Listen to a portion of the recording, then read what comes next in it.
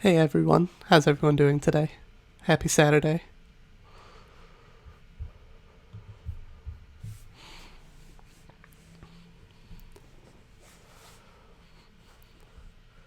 Thanks to all of you who've come to hang out on a Saturday for stream number 7. I cannot believe we've done 7 of these already. They've been so much fun.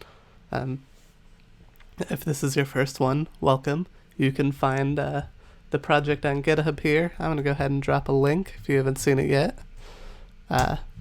Check out this repository, star it. This is everything we've been building on stream over about a month now. When was the first one?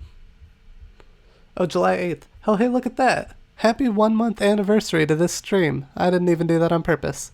July 8th was the first day we did this. So, that's cool. I can't believe we've been doing this for a month now. I've been having a ton of fun.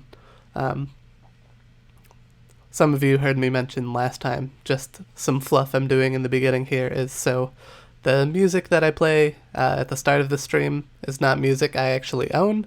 And so what happens is on the Twitch recording, Twitch will mute the audio. And then what happens is, like, it's not always perfect and when it unmutes the video. So I just try to fill in some space where I talk about random stuff and hope that when I get to actually working on the project, that portion of code or that portion of talking and stuff is not actually muted. So we don't have to deal with that. I think I'm going to try to solve that soon. I'm actually tempted to... I always play the same band every time. It's a band from my hometown that always gets me hyped up. I think I'm going to try to reach out to them and see if I can get their approval to play their music on stream so I don't have that problem. But another thing I'm going to do soon is an update is... I've said this from the beginning, that I want to take all the Twitch recordings from all of these live streams and throw them into a YouTube playlist, because I think that's a platform more people are familiar with. It'll make it a little more accessible. And I will try to start doing that this weekend. I don't know if I'll get them all up, but I'll try to look through those this weekend and get that set up. And I'll make sure I share that out with everyone. So, I knew Prince was going to come in with this right away, so I made sure that I had my glass of water ready. I hope that those points aren't too low and that this happens every 5 seconds. We'll find out. So, yeah, again, if there's anyone new, check out the GitHub project, star this project. You can find all of the streams we've done, what we talked about, the resources, the pull requests associated with them, a link to each video. And then in each stream, go down to the bottom here, I have this Slido link, which is a Q&A platform where you can go ask your questions. I will hydrate, don't worry. If you have any questions that you don't want to ask in chat, go ahead and click that link, ask your questions anonymously, and periodically I'll go in and check those while I'm waiting for Gradle builds and stuff. Double hydrate. Don't worry, Sam, I can caffeinate too. I came prepared for both. So, be prepared. I didn't get it tattooed on my chest for nothing. Yes, I actually have Be Prepared tattooed on my chest. That's another story. So, always Coca-Cola. It's the best pop. Okay, I'm gonna bring out my Midwestern roots here. It's called pop, even though I am trained to call it soda now that I'm a New Yorker, but I'm a Michigander at heart. It's called pop. Sorry, Prince. Those are the rules. So today is a stream that I'm really excited about. I want to look at some different options for dependency injection in Android. This is something that you've all been asking since I've started doing these streams, and I've definitely wanted to do it. But I was a little nervous because I don't know, I'm not as much of an expert in that as I want to be. But I think I know enough to talk about it on stream, and what I think will be fun is I've picked 3 really common dependency injection approaches that I have heard of and that I've used at least minimally, and I thought it would be cool to look at each one for this project. We'll pull off into a different branch for each one, we'll go through its approach, how it differed from the previous one, And then by having different branches, we could even do a deep dive if we wanted to see, like, does one have a faster or slower compile time? How much code does one take versus the other? And things like that. And then who knows, maybe we can do a poll at the end and see what people like and decide which one we use for this project. But that's the general idea. So we will start with something that I originally learned from Sam and have been using for a while, which is a do-it-yourself dependency injection approach. Now, I actually, here on the issues page of the GitHub repo, if you ignore this KDocs one, I made a ticket for each of the 3 approaches that I want to look at today. So first we're going to look at like a do-it-yourself approach, then we'll look at Koin, and then we'll look at Hilt, which is the new thing that Google is recommending for dependency injection, which is this new tool built on top of Dagger. We'll look at that last because it's the one I know the least about, but important to compare with all the others. And before we do that, I think I'll just give like a brief explanation of what dependency injection actually is, because I think that is something that confuses Android developers the most, and what confused me for the longest time is it just felt like a buzzword. I didn't know what like dependency injection actually meant, or like why it just always seemed so complicated. It seemed like the barrier to entry was so confusing, but it's really not. It's just like a buzzwordy word. But dependency injection is something we're all actually familiar with. We might not know that that's the name for it. So what do I mean by that we already know what it is? Well, let's look at this file that we've looked at in a few streams so far, which is our article list view model. And this class has a constructor parameter for an article repository. And that's our model class that is going to fetch the articles that display in the app. If you haven't seen this app, by the way, we are building an Android study guide, and right now all we have is this fragment that displays a list of Android development articles. These are pulling from my blog, androidessence.com, and you click on it, it takes you into that blog. So that's what it does so far. So that's what our article repository does. And so what article repository is this is a dependency. The view model has a dependency on article repository. It needs an article repository to do its job. Now, the nice thing about being a constructor parameter is that this article repository doesn't know anything, this view model doesn't know anything about the creation of the article repository. It just knows, hey, I need one. You need to give me an article repository when you create it. And so that's the injection word there. So the dependency is article repository, and injection is like how you'd think of any other injection. It's the process of like putting something into something else. So the view model has this constructor param for an article repository. It doesn't care where it comes from. But we have a lot of different ways that we can choose to provide that article repository, and that's what these different dependency injection frameworks we look at are going to do. So keep that in mind as we walk through them. You'll understand they're all just different ways of achieving this goal right here. How do we create an article repository, and how do we give it to this view model? That is what dependency injection is trying to solve. And there's a few different ways, and we don't even need, and we'll see like with the DIY approach, or even what we already have in the app, which is that the fragment creates the repository and passes it in here. I mean, that is a form of dependency injection. So if you are just using constructor parameters instead of having this class create the repository, you're already doing a really good job with dependency injection. And so that's great. That's step number one. But the next step, as we sort of build more large-scale Android apps and ship these out to production and working with other developers and stuff, we want to rethink this approach where our fragment is creating the vModel factory, it's creating this specific article service, this Android Essence article service, and supplying it to the view model. Because this code block I've highlighted, this responsibility, shouldn't actually belong inside of our fragment. Our fragment is the view. It's supposed to take some data, some view state, and display it to the user. That's what it's responsible for. This is doing logic that it should not be concerned with. And like, yes, the view needs to create the view model, and we'll see how we can do that, but this dependency management doesn't really belong here. And so that's our starting line, right? We have different approaches for solving that problem, for getting this code out of the fragment.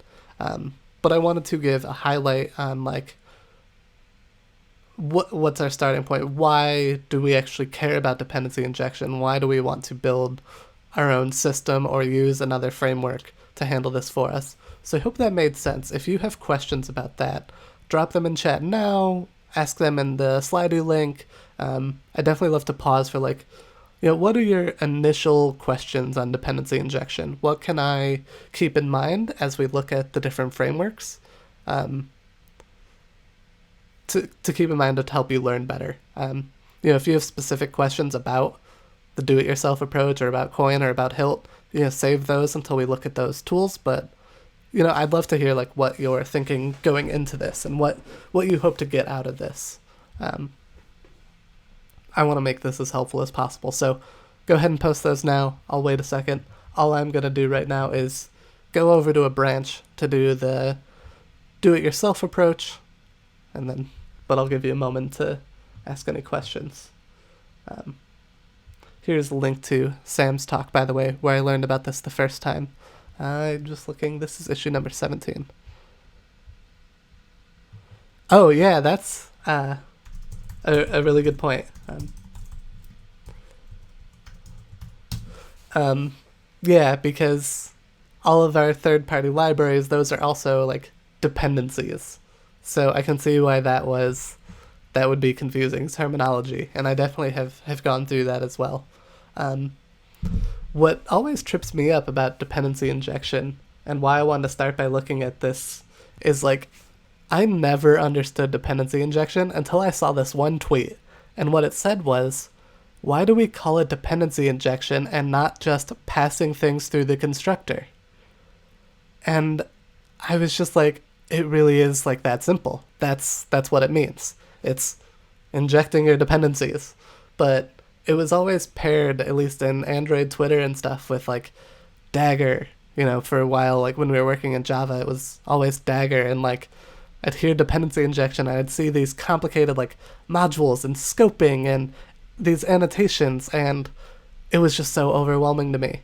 And then I learned it's really just passing things in and making sure that like your individual components, like the view model, isn't creating its own dependencies, because that has problems in testing and also in scalability. By passing it in through the constructor here, like my view model has this defined contract and needs a way to request articles, but it doesn't care where those articles come from. Article repository is an interface, so we can give it any implementation we want. And that's why I said, if you're doing this at a bare minimum, even if your fragment is the one who's like creating the dependencies like we are here, that's certainly better than nothing. But this won't really scale well as we reuse dependencies. So let's say I had a different page that was also using this article repository, and I want to reuse the same one. Currently I'll have to copy and paste some code, but using some of the solutions we're about to see, we can work around that. What else do I want to note about that? Yeah, I think that was it for now. I'll see if there are no questions before we get started. So yeah, and so actually what started this conversation, I'll bring this over real quick, was a tweet that someone sent out. I'll share this with y'all real quick. So someone posted this tweet saying, confessions that can get your Android dev card revoked. And my response was that I'll never use Dagger, and 61 people liked that. And what I said inside of here that someone asked was, they asked why. And I basically said the same thing. The learning curve is too steep. Annotations are complicated. It makes it so difficult for me to understand what's happening. But maybe I've never found the right walkthrough. And I think that's true of a lot of technology stuff that I've worked with, is like, you have to find the blog post and video that like speaks to you and makes it click for you. And that's why I love producing content, and why I tell people to always write content even if someone else has already done it, because your unique perspective could be the one that finally clicks for somebody. And that's why I wanted to do this stream. I thought if I could make myself available in real time to talk about these things slowly, to provide a real world application to them and not foobar, and to be able to answer questions in real time, I thought I could provide some content in a way that is really helpful. And I've gotten such positive feedback about these streams so far, and I really appreciate it, and I've had a ton of fun. And hopefully I can do exactly that with Dependency Injection. And now that you understand what it is, why we need it, I guess, the reason I wanted to start with the do-it-yourself approach is because I also think that helps me sort of understand what some of these frameworks are doing behind the scenes. And when we're done with making this code, I can explain what I mean by that. Because when I look at Koin and when I look at Dagger, they sound nice because I just throw in some annotations, or Koin doesn't work with annotations. We'll see how it works. But both of them are kind of like black boxes. Like, they look like magic. Like, I don't understand how the dependencies get to where they're actually going. But here, we don't have that problem. I can go to my view model, I can right-click and say Find Usages, and then I can see in the fragment where the view model is created, and so I know where my dependencies are coming from. And I really like that, to be able to see that in code. And that's what this do-it-yourself approach gives us. So let's dive into how that works. So the first thing, I'm going to create a package for all this DI code, and I'm going to create a base, we'll call it a dependency graph. A dependency graph is just like something that is going to provide the various dependencies used in the app. And so we'll just find one base for the app, we'll call it study guide graph. And we'll make this an interface. And the reason for that is so that we have the future capabilities of building a graph that is like one that works in production, one that's for our unit tests. Maybe we have different build flavors, and things like that. And it would be a good idea to split these up into subgraphs that have individual responsibilities. So maybe you have your data graph. Maybe you have your users, like user repository graph or something. I mean, it's hard to say. We don't have a lot of dependencies in this project to look at. Also, I hope that AC is not too buzzy on the microphone. Let me know if it's distracting. But I'm going to start by just putting my dependencies in this base dependency graph to demonstrate the concept. And the first one we're going to start with is that article repository. So all I'm going to do is create a val on this interface, call it article repository, and it will be of type article repository. Now, there's two ways we can look at those dependencies on this graph.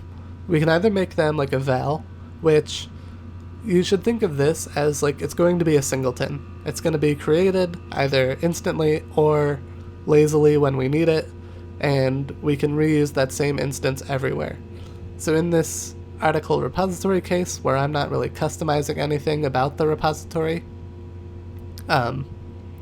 we're just going to create a singleton version of it. And we'll create an base class for this. And what do we want to call this? I'm actually, sorry, I paused because I'm thinking of some future stuff. And I think I'm going to go back in what I said. I think I want to actually split this up into subgraphs that are understandable.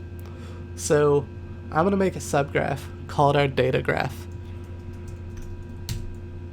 And what this will do is this will be a dependency graph to expose all of our dependencies related to requesting data for the application.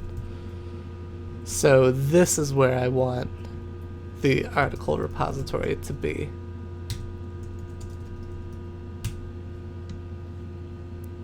And then, now that we have our data graph, what our base study guide graph will do is it will actually have its own subgraph for a data graph.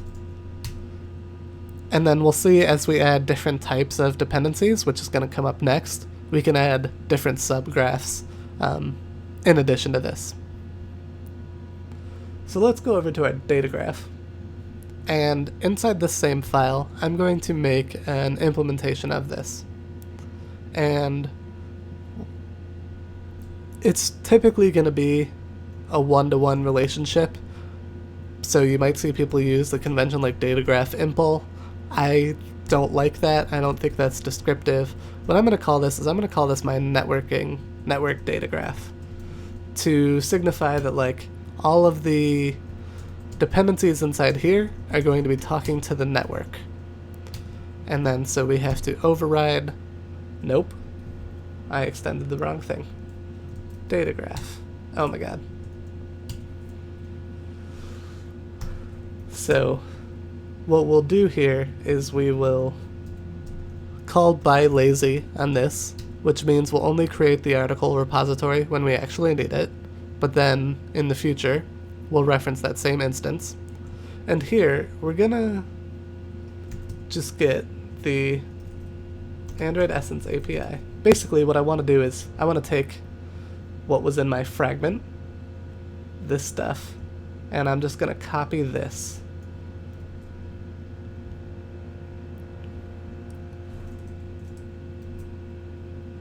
So we have our network data graph, which is going to have an article repository, and in this case it's going to be the Android Essence one.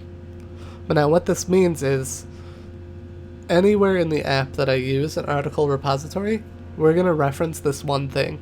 And so if I want to change the repository used throughout the whole app, all I need to change is this one spot. So that's really nice. We'll go back to our study guide graph real quick. And we will... What do I want to do? Here we'll make an implementation. Here we'll just call it base study guide graph. And then we'll say this implementation is the production version of our dependency graph. Here, so, oh god, new keyboard, sorry. Defines the application-wide dependencies and subgraphs. Okay, so here, when we create our data graph, I'm just going to create a network data graph here. So now we've got this base dependency graph that creates its data graph inside, and so all of our dependency management is now within these two files, these two dependency graph files. And so this is step number one of getting them outside of the view classes. But we need a way still for our view to request these dependencies. So one way to do that is through the, if we want to make these application wide, we can make like an application class and have it be passed around that way. So let's do that. Let's create an application class. Call it study guide app.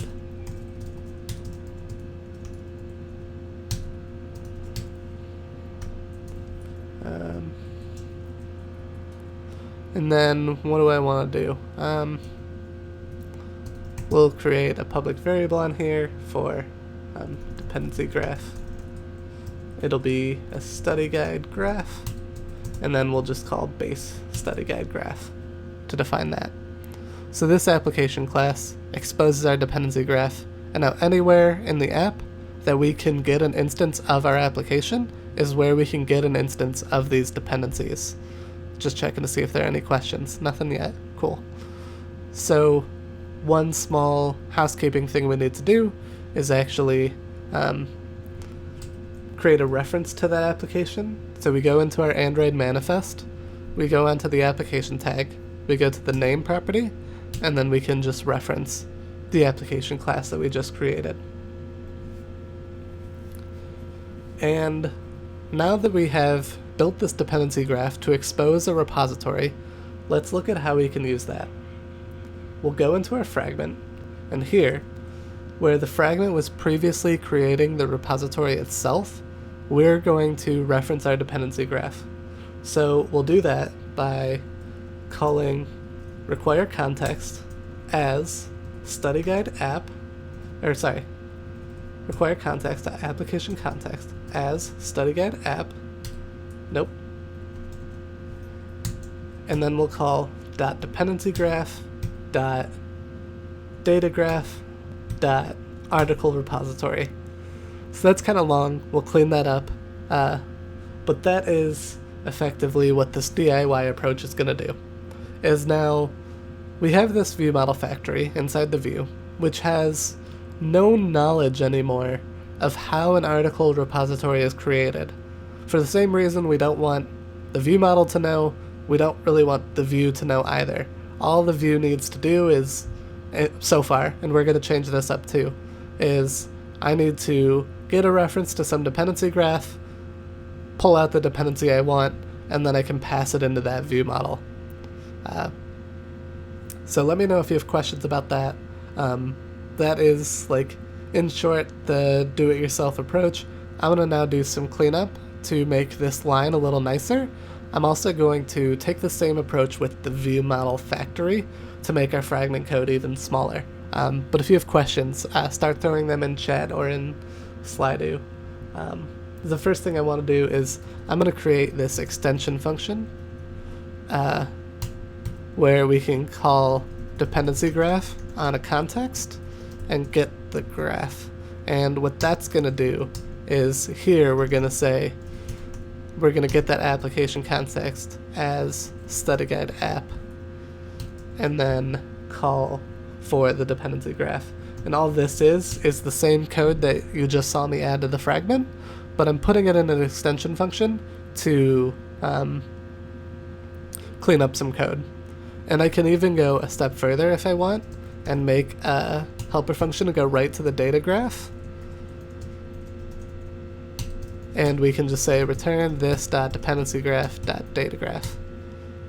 And so what these helper functions do now is inside my fragment, I can change all of this to just be require context .data graph .article repository. So,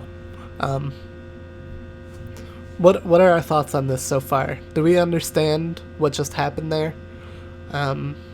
We took this dependency injection idea, that our view model doesn't care where the article repository came from, and we moved that responsibility a step further out of the view. And the view just knows how to request that dependency. And then the rest, as far as how it's created, how it's managed, like that's handled elsewhere. And I think this is really nice. But we still have, at the end of the day, we still have like full control over this dependency management, and we have the ability to just still click, find usages and see, where, that's not what I wanted, to see where these dependencies come from, which is not something we're going to get 100% in the upcoming examples. So I'm going to commit this real quick. Adding dependency graph for number 17. And I'm going to make a pull request, but we're not done with the DIY approach yet. I just want to commit that initial code for us. Yeah, so we'll look at view models next. That's a great question. That's what I'm going to do next. But I wanted to show the overall approach to that DIY approach, and now we'll show how we can extend it just a little bit further.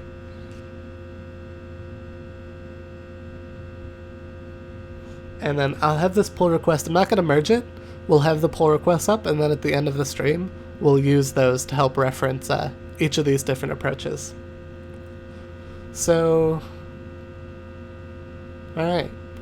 So yeah, injecting view models. So the way I would do that is similar to how we have a data graph. We're going to create another type of graph, a subgraph, that will be our view model factory graph.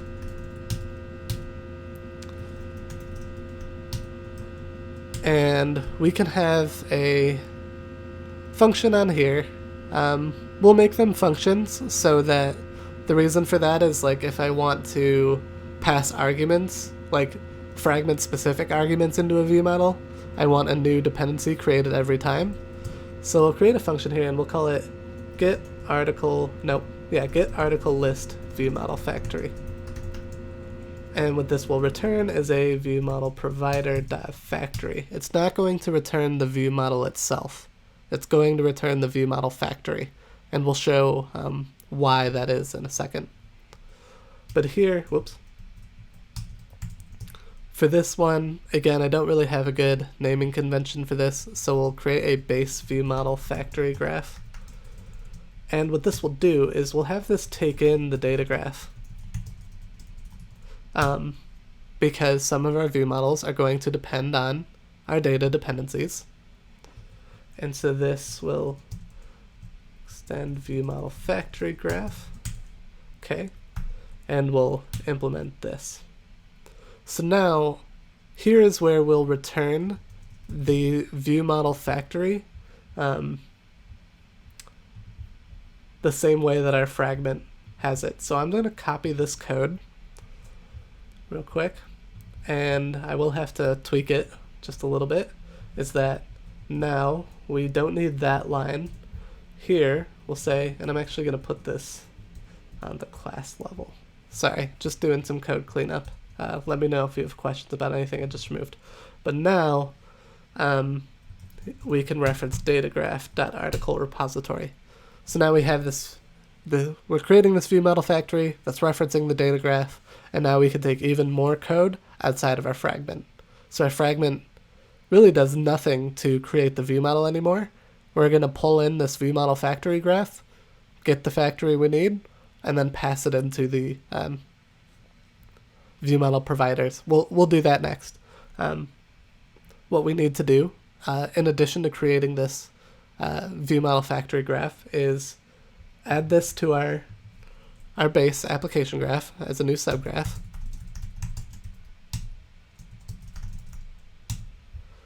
And then we need to override that here.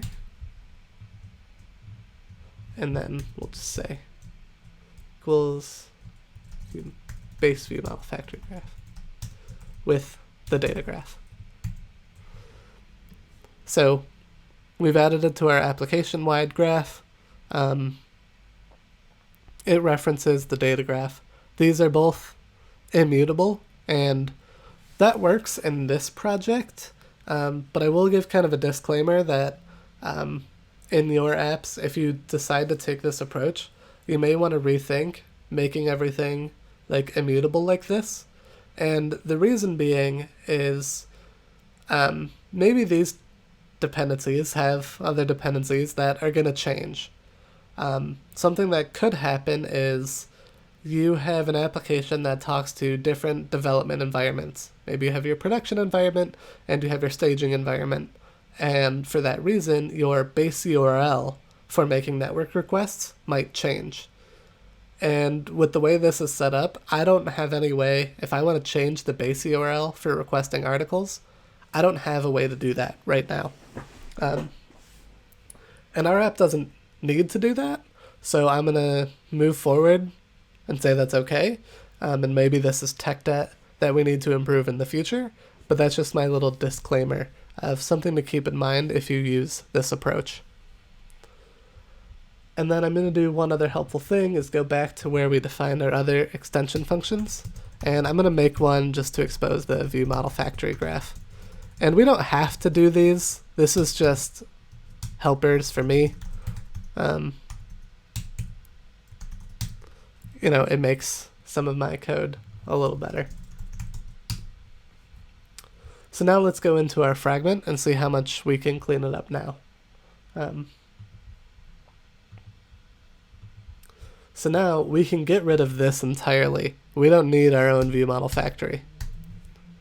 And so what we'll do is when we create the fragment, we will request it here. So we'd say require context.viewModelFactoryGraph.get article list viewModelFactory.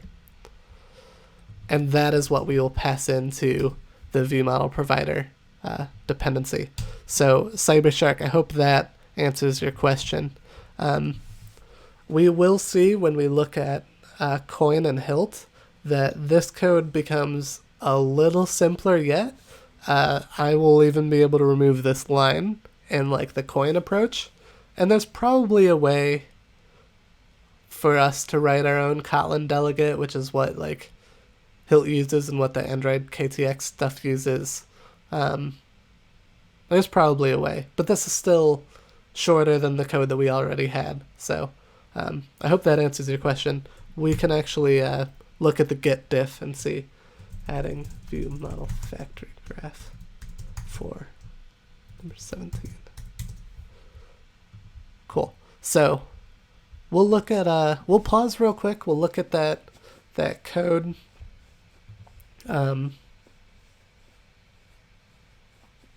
Yeah, the base URL is something I experienced a lot at my last job. So I kind of glossed over this, but that's the difference between if we look at two of our graphs. So let's look at data graph and let's look at, oh boy. Let's look at the data graph and the viewModelFactory graph side by side. So on the data graph on the left, we define something as a val, which should be immutable, right? And my convention is typically to use that for things you expect to be immutable, and you only want to create them once. On the other hand, if you have a dependency that you want to be created every time you ask for it, you want to create a function and use the get prefix just to make it clear that like this will create something new every time. So yeah, hope that was helpful. That's the do-it-yourself approach. Overall, we added more code, but we have a more clear separation of concerns. This will make it very easy to swap. Sorry, I went through that kind of fast. We have 95 new lines, 18 lines removed. But this will make it easier for us to change overall app-wide dependencies in the future. So we gained something from this. And we also gained in a way, if you can think about it this way. Can I not see? So we have now 6 additions and 18 deletions from the fragment. So our fragment code is now very much slimmed down as a result. And that's because we took this whole thing of creating the viewModelFactory and having very tightly coupled ties between this fragment and the Android Essence API. And now we just have this one line where the fragment knows, hey, I need this viewModelFactory. It pulls it through this extension function on the context, and that's it. And like that's, that's a good thing. The view doesn't need to care about that. It might just need to know where to go to get what it needs, and then we're good. So I hope that was helpful. I think that this is one of my favorite approaches. As we look at Koin, I'll talk a little bit about why I'm starting to like that a little more. But what I like about this is because it provides the benefits, the same sort of benefits of the other dependency injection frameworks. Everything that we just set up is basically what Koin is going to be doing behind the scenes. So we can do the same thing in Koin, but with even less code. But there's a trade-off in that, like, it's not my code. It's still just kind of magical. But here, I have full control over how these all interact with each other. Still no slided questions yet. But if anyone wants to throw out a question before we move on, any thoughts, concerns, follow-ups, I'm going to leave this pull request open. But the only thing I might do, just for curiosity's sake, is do like a build time comparison. So we are on the DIY DI approach, and I'm just going to run Gradle clean build. And we'll take this with a grain of salt because it's running on my laptop that I'm also live streaming from. But I want to get how long this will take. And then I want to get how long it takes on development. And I just want to record that for each of these approaches. I don't think with this small app, with just those, I'll say 2 dependencies, the repository and the view model, I don't expect to see drastically different changes. But we could also look at Apk Size, even, which will change as we look at like Koin versus Hilt. So maybe we'll get those benchmarks as well, and we'll just call that sort of a housekeeping so we can make it part of our decision.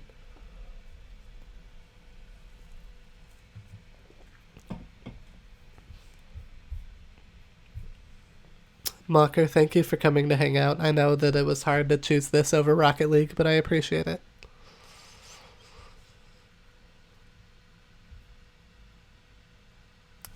If this is too slow, I might just look at the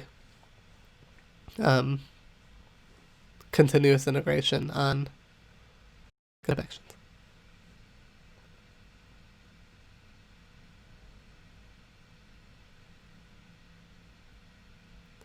That's a really good question. Let me take a note of this real quick. 1 minute, 21st.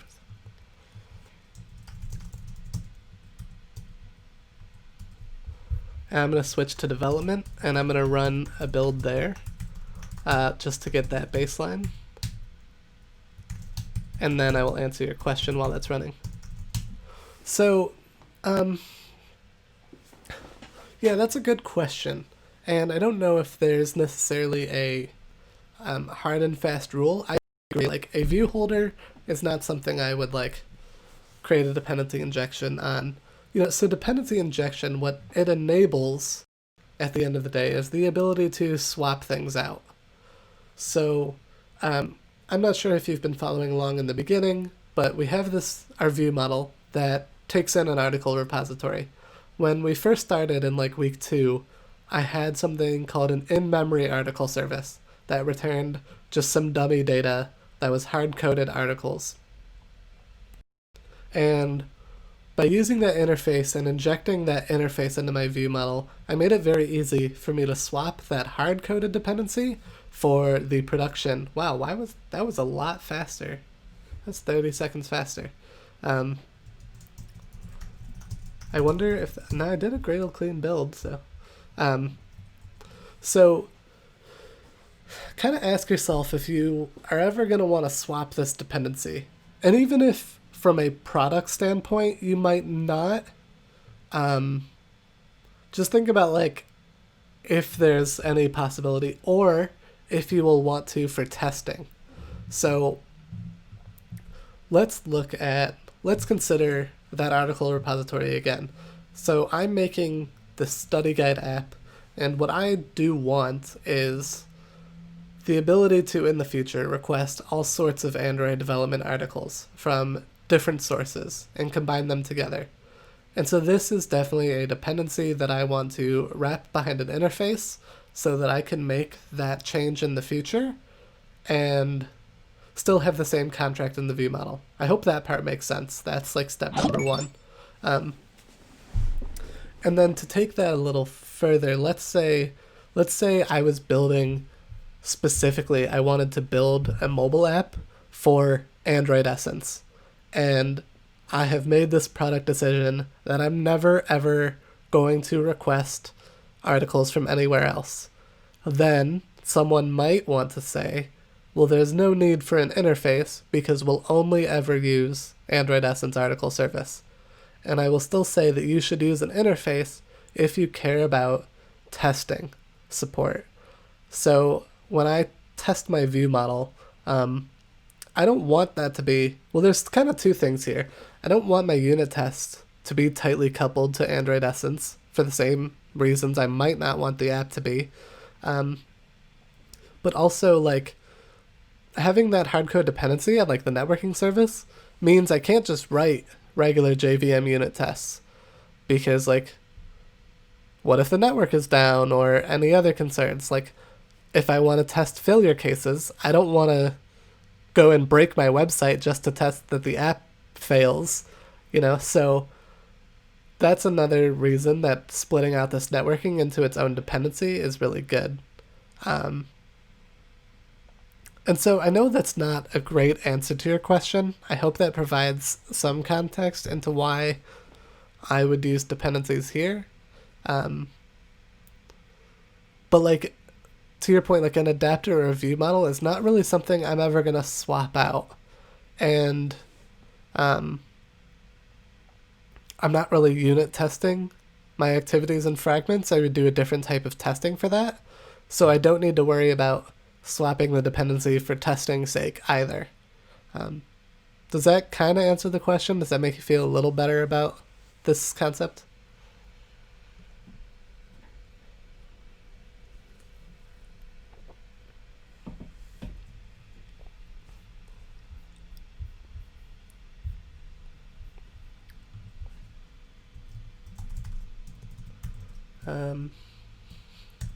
I'm going to run this real quick. So that's a really good question. How would I handle scopes with this approach? And the answer is I don't really know enough about that yet to really think about that. Yeah, I'll definitely want to follow up on that. Scoping, for people who are unfamiliar with it, is defining how long a dependency sticks around for. So you could have like something that is application scoped, and that dependency will exist as long as an application exists. Or you could have something that is like activity scoped, and that dependency will be alive as long as a given activity is alive. Benefits to that are like not keeping things around in memory longer than you need them. There are probably other reasons. That's the first one that comes to mind. I know that, like, I think Hilt makes that easiest. I'm not sure what Koin has for that. We'll have to look at the documentation when we get to that next. But as far as managing it in the DIY approach, I don't really know enough about that. So just one more thing I'm doing before I move on is I want to get... I want to see if I can find information on this file size. I want to see if I can just record like the Apk size. So I want that to be, whoops, nope, Apk size.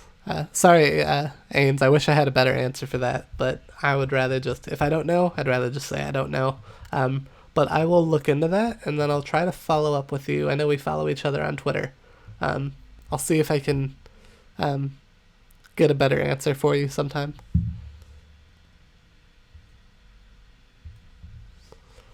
So, sorry, I'm running now on the DIY branch. I just want to quickly grab some Apk sizes for referencing. Oh, here's the cool loading animation if you missed Wednesday's stream. So we're using Lottie to show the Android Studio like compass to load when we're waiting for articles. Yeah. Okay, so okay. So those are pretty close in size, and this makes sense because all I really did here was add a few more lines of code. I didn't add any third-party dependencies, but we will with Koin, which is what we're going to look at next. Are there any other questions about the do-it-yourself approach before I move on to Koin?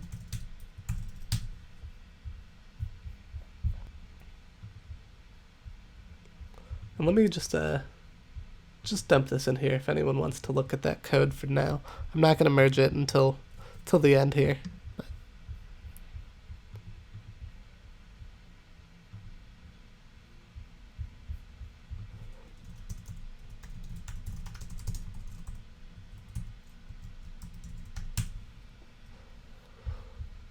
Seems like no other questions. So let's talk about Koin. So Koin is a lightweight dependency injection framework for Kotlin developers, written in pure Kotlin using functional resolution only. No proxy, no code generation, no reflection. We will see when we look at Hilt that works through code generation. And the TLDR explanation of like the difference between something like Koin versus Dagger and Hilt is like that code generation. So Koin, you create your dependencies. They're kind of stored somewhere. I don't really know how this works behind the scenes. But then when you request your dependencies, Koin looks them up at runtime. And so that means like I could have a runtime error if I try to request a dependency that I didn't actually define. And so that means there's a chance that a user could experience an error, but I won't know about that error at build time. I believe there's things around this. I know that Koin has like a check modules option. We can probably look at that. But Dagger and Hilt, on the other hand, use annotations and generated code to validate the stuff at compile time.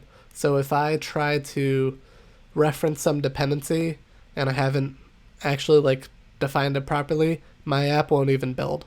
So I get that compile time safety. But that can come... There's trade-offs there, as like that will probably come at the cost of an increased build time. You know, Koin won't really do that to me. Hope that makes sense. That's kind of the TLDR explanation. But let's look at them. So Koin is actually going to be kind of similar to what we just did in the do-it-yourself approach, but use even less code. So let's figure out where we get started. I think I need to find their GitHub page or setup. We'll go to GitHub. I just need to find the dependencies to throw in my build.gradle file.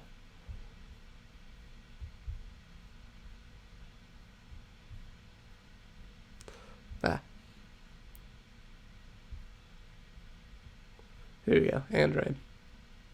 So we'll just copy all of these for now. Wait, do we want Android X? I think so. Oh, these are... Yeah, these are the same things. We're just going to copy all of these for now. And the Koin version is 2.1.6. Okay.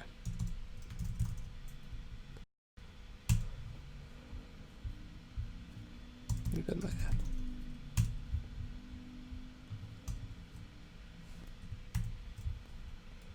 app. Sorry, give me a moment to clean up some code here.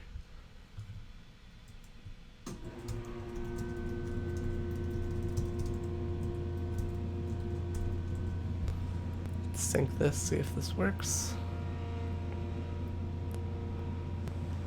So one thing I'm going to need to add actually is the same thing I added in the last ones, is like a lot of dependency injection setup has to be run from your application class, which I didn't have in the development branch.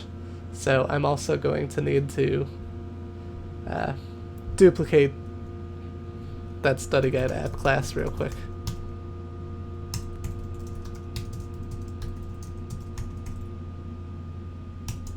We'll see how that sets up with Koin in a second.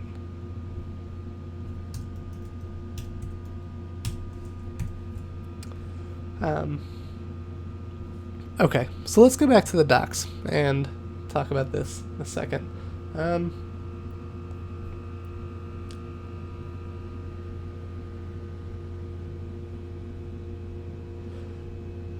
Okay, so let's look at these 3 code blocks real quick, and I'll walk these through as like the base steps we need for Koin. So the first thing we do is declare a module.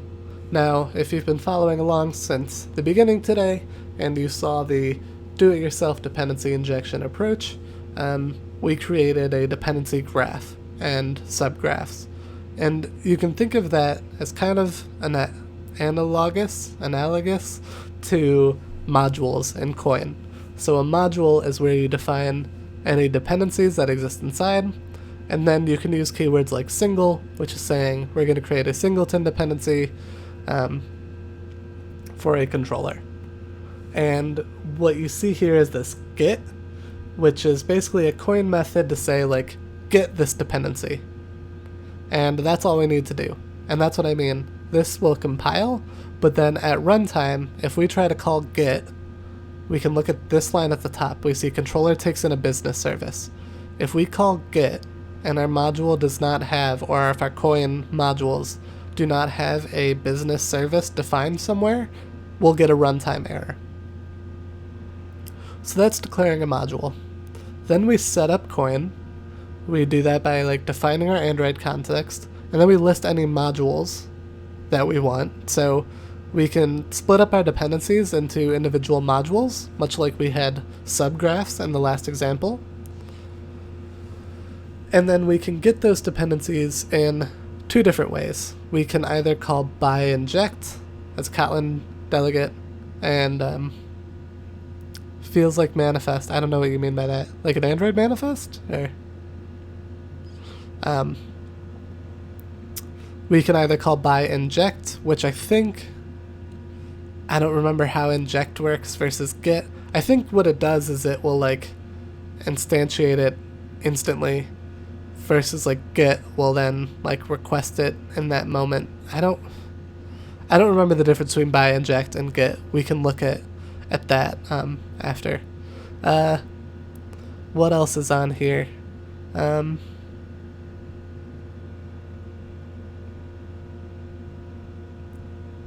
Oh, and then we'll look at so Koin, if oh yeah, I guess it's kind of like the manifest in that way. So Cybershark, if you're still here, this is actually, this little square in the middle is what you asked me for the last approach that Koin makes a lot easier. So inside our Koin module, we will oh, I'm trying to click on the wrong page. We can call this viewModel lambda and then pass in like the viewModel constructor, and then inside of our fragment we can just call by viewModel, which will be this method provided by Koin, and that's how we can get away with removing any reference to viewModel provider ourselves. So that viewModel creation is going to be even less code in Koin. So excited to show that off. Just checking if so. No questions yet. So if we're good, I'm gonna dive into this approach. So I'm gonna duplicate a lot of this. You'll see from the last one. I'm gonna make a package for dependency injection, and then here I'm gonna create a file called data module. And we'll say last data module. And oops, sorry, no, I don't want to bring a class. I want to create a val, and I'm going to call it data module, and then I'm going to say equal module, which is this thing from Koin, and then we want our article repository to be a single again. So we'll create a single, and we can actually specify the type here, article. And then we can do Android Essence article service. And we could make this API that we've been referencing like its own thing. So let me show you how that would look. So let's say we want that API to be its own thing. You create a single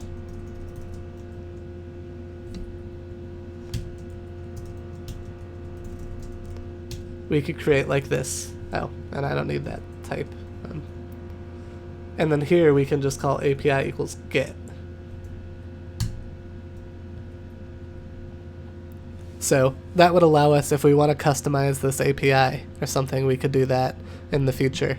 I forgot the Koin way. If I don't want to make this a singleton, I think it's called like a bean or something like that. Maybe we can look at that. But so that's our data module. So you'll see this code is pretty similar to the data graph from the last example. They said maybe they're slightly different behind the scenes, but from a developer standpoint and from like a behavior standpoint, this is very similar to the data graph that we made in our last example. So let's, in addition to that, let's make a view model module. Say that 5 times fast. View model module, view model module. Okay. And here we call view model. Whoops.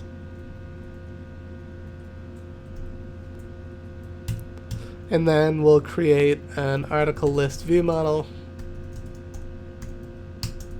and repository, and we just say get. So this is saying that our Koin setup should know how to get an article repository, and it does because of data view model or data module over here. So sorry, that was kind of fast. So let me walk through it one more time because I typed it up kind of fast. So we split up another dependency in our data module to get our retrofit API. Then we have a dependency on an article repository. It knows that it's going to be an Android Essence article service, and then it's going to get the API. And then inside our view model module, we have a similar thing where we have a view model, and to create it, we create an article list view model, and then we call get on that to get the repository from Koin. But now we need to set up Koin, and we make sure that, oh, factory, thanks Mocker. But now we need to set up Koin and make sure that it actually references all of these modules. So we do that inside our application, and we go inside on create. And then we call this lambda called start Koin. And then we give it an Android context, which is this.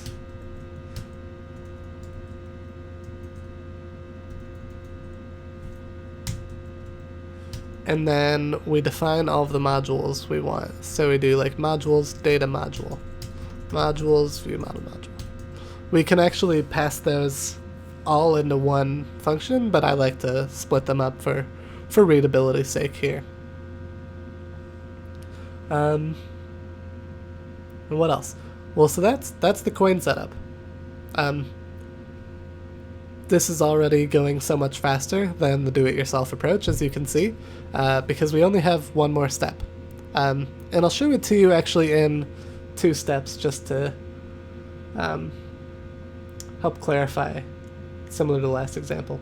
So here, whoops, let's sync this. So here we can, to reference our repository, if we want, we could just call get from Koin right here. Oops.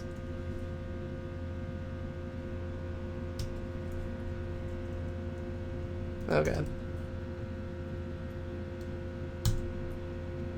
So we could just call get from Koin right here, which will get our repository, and then still pass it. But like I said, thanks to Koin and its view model support, we can actually get rid of all of this code. And we can actually get rid of all of this code and on create. And all we need now is private val view model is an article list view model. And then we just say by view model from Koin. And that's it. And now Koin now knows how to create this vModel, how to get the dependencies inside of the vModel.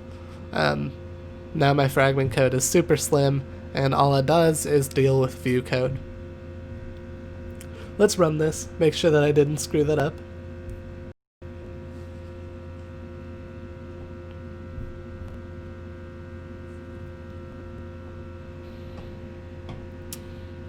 No one asked for it. I'm gonna hydrate anyways. I just spilled water on myself. I hope that the camera didn't catch that.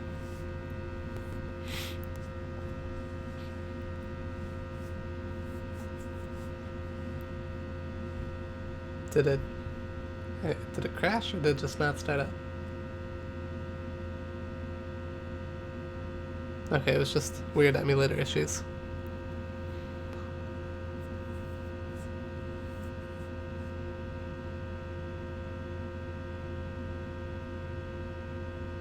Nice. So this still works. So I'm gonna commit this code real quick.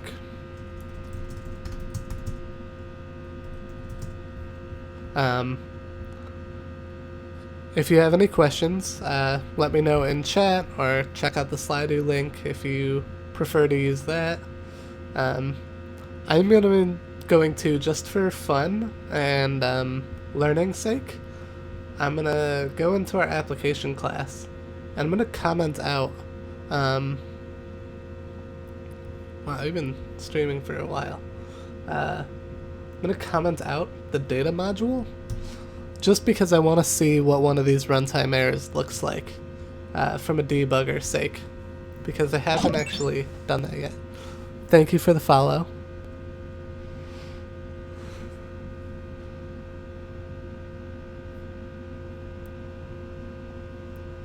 Oh, so this crashed for sure.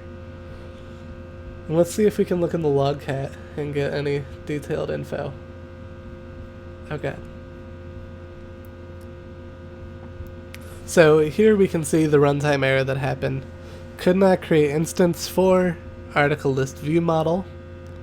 Will it tell me any more? Sorry, that was this line right here. Hope my face didn't cover that. So at runtime, it realized it could not create the article list view model. I want to see if it gives me any more info about why. Here we go. We see a no bean definition found exception right here. No definition found for class article repository. Check your definitions. So this is the runtime error that we'll get from Koin, saying we are unable to create this dependency. I hope that I still sound and look okay. Twitch is telling me that I'm dropping frames. Oh no. So that's what happens if we comment this out. Now I think that if we want to look at it before we move on to Hilt, I think there is a way to check modules. I think that Koin has a plugin to check for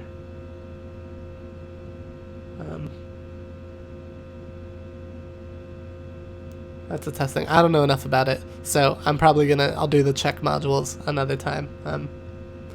But yeah, just keep that in mind, that Koin resolves, thanks Miguel, that Koin resolves things at runtime, so keep that in mind, and make sure you test all these things thoroughly. But, so let's do a couple other housekeeping things real quick. Yeah, there's a few options without using Git, but I still think they're all.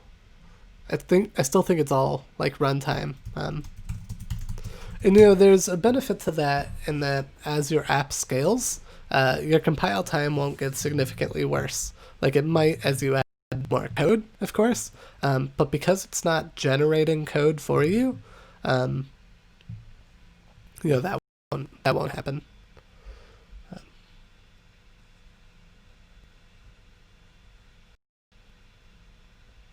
So I'll make sure that I also link to Koin in the release, or in the stream notes for this. So for those of you who have been around, I welcome to all the new viewers. I see that it's gone up a little bit. So for any of you who have been around to see both the Koin approach and the do-it-yourself approach, what are your thoughts so far? Is there one that you like more than the other? Why or why not? Wow, this benchmark was actually faster than the development version. Huh. Whoops, nope, I want this.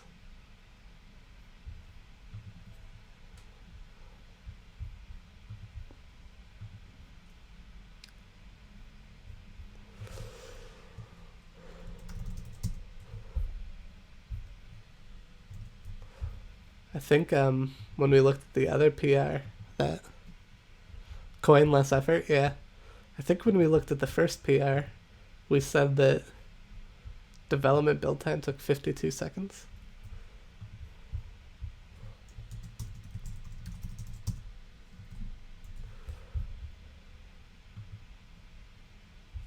And I'm going to run this and just get the Apk Size 2 real quick.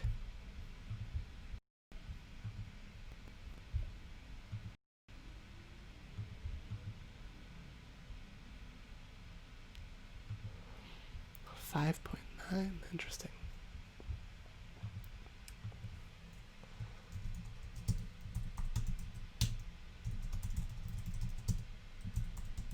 So we added 1 meg with the Koin dependency and the change in code, which is not awful. I think that as much as I want to get, laziness would choose Koin. I agree. I think that if you can understand what Koin is doing and understand what's happening in the code that you can't see, and you're like okay with that service locator approach of looking things up at runtime, yeah, I agree that Koin is what I'm leaning towards. And I'm starting a new project right now, and I've had to evaluate these and decide what I want to do, and that's what I'm leaning towards right now. So we do see that we added 1 megabyte to this APK. Take it with a grain of salt. I mean, that's still not a very large library. And also words. This is a very small example, so it may seem like a lot, but that's still a very small application size, actually. It's cool. So the nice thing about Koin, actually, compared to the do-it-yourself one, is the build time was actually very close to development versus that one. I wonder if that was a Gradle daemon thing, and maybe I didn't do a good benchmark of the build time on the DIY approach, but they're all still pretty much in line with each other. But here's one thing to note. So we added, whoops, sorry, I don't know how well you can see that. So if we check right here, this line count, so we added 40 lines total to the code base for using Koin. For the DIY approach, we added about 70. So yeah, we did the exact same thing in Koin with less code. No really noticeable build time changes. We did see a slight bump in app size, but not enough for me to feel like I couldn't use it, so. Cool. That's exciting. I'm glad we got through 2 of those. Any other questions, thoughts, concerns about either Koin or the DIY approach before we move on to the scary Dagger Hilt as our next one?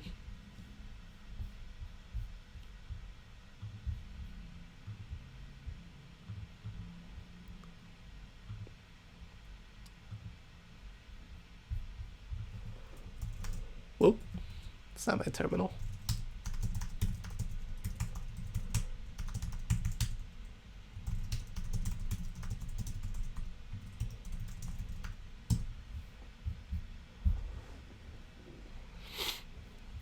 No questions yet.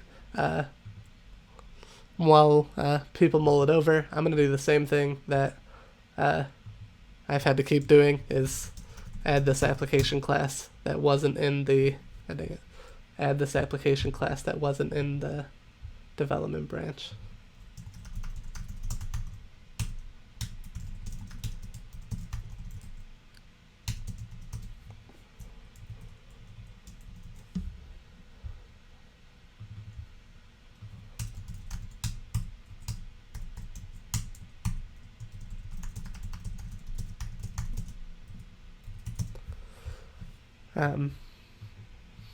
All right, nothing yet. All right, so let's look at one more.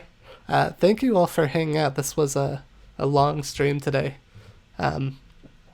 We've been going for about an hour and a half already. I appreciate the community support so much on this. So let's talk about Hilt. So Hilt is a special tool. Let's bump up this font size a little bit.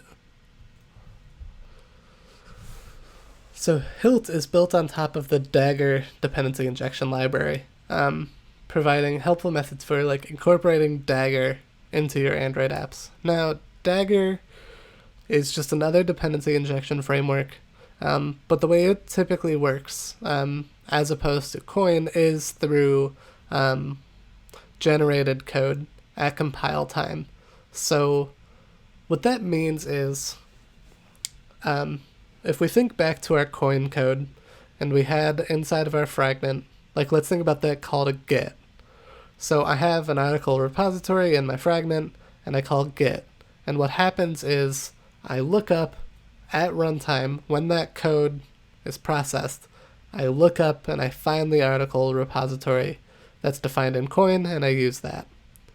With Dagger, with like annotations, basically at compile time, it will write code to basically call, I have to make my dependency public, and then it will call the public setter to set that value inside of my fragment. And so that's how I'll get that compile time safety to know that I'm defining a dependency that is valid.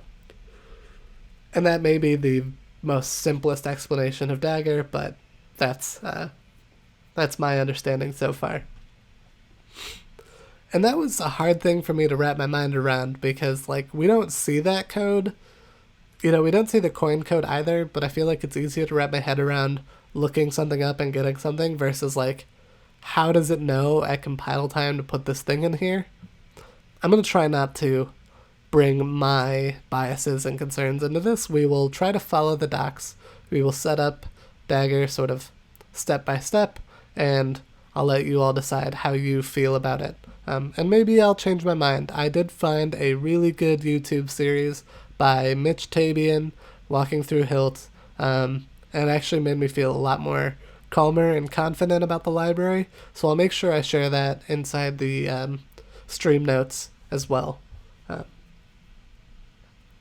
So where do I get started? I thought there was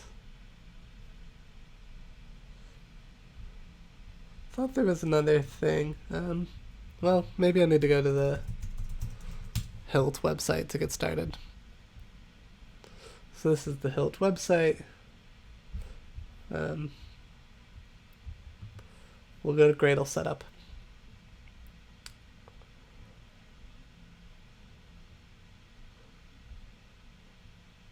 So let's copy these dependencies over. I think we need a few dependencies here. Let's just copy these. I don't have the version. Why is it not on this page?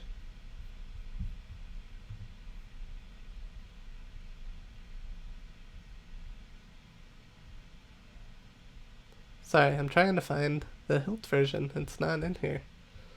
All right, let's pull these dependencies over for now, and then we'll look it up.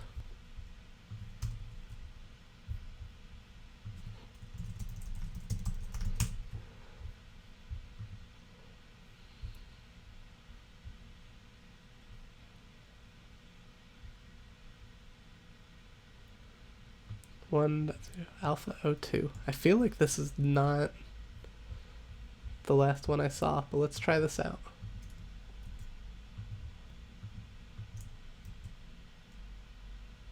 Yeah, that's what I thought. There was like 2.20 alpha. Alright, let's sync this, see if this works out. The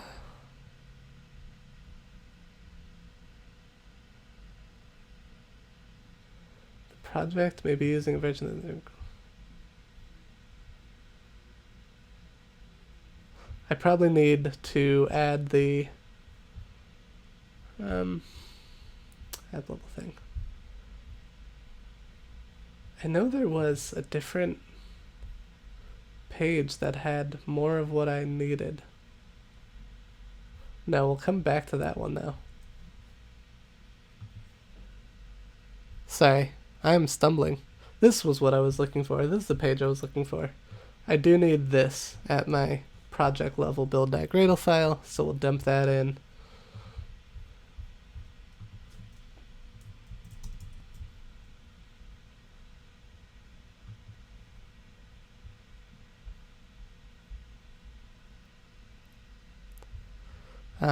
And I think I need to add this as well.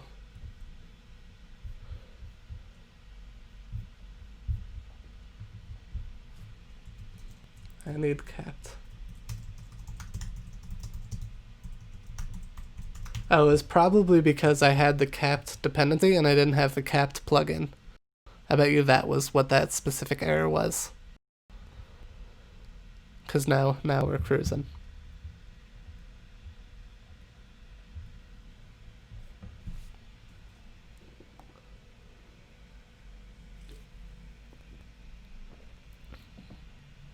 Awesome. So now we can build.